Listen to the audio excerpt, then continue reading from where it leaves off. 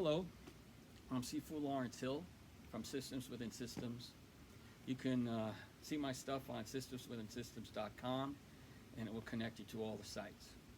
I'm here by myself today, but I thought this was important to try to get this out there.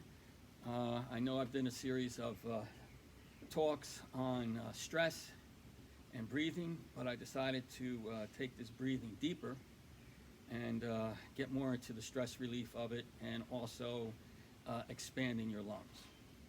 There was this video I just saw, which I will go over as well, that this doctor put out. I'll put a link to it, about if you have the virus, how to expand the lungs.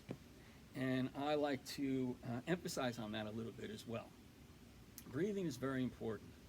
When we talk about the breath in the past videos, I told about just breathing in, expanding your chest, and hearing your breath. This doctor put out this tape, or this video, about if you contract the virus, or before the virus, how to expand the lungs and whatnot. So I'm going to emphasize that on a little bit further, and also the importance of the breath and how the breath should be used and what it can do and how it can affect you, very much so. So as far as hearing the breath and listening to the breath, that's very important.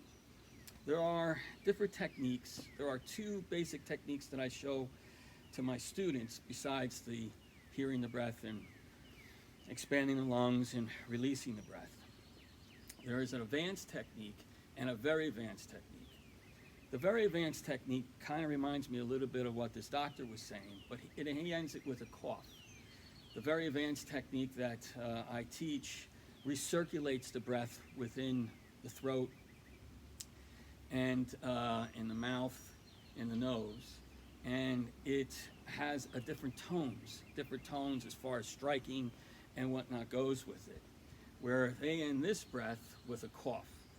And it very much related to the combat side of the breath that I teach my very advanced students.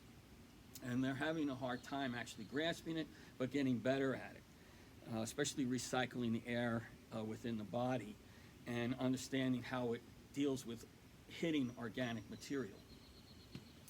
That's a more advanced breath. There's a breath that I would like you guys to practice, plus the one that this doctor put out as well, and we'll go over that. The one part in where the doctor is speaking,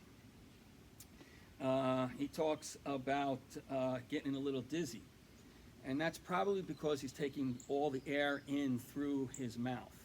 But that's okay. It's up to you how you want to do it. I prefer the nose because I like to hear it. And as long as your nasal passages are clear, it's a good way to do it. As I said in my prior videos, you can breathe in through your nose, out through your mouth, or in through your mouth and out through your mouth. So either way is good. So we'll get into that a little bit. I'll tell a little story about some of my history with the breathing, and to show you how important it is that you breathe right and how powerful it is. And as I said, it is the first and the last thing that you'll be doing on this planet. So stay tuned, and I'll be back in a little bit.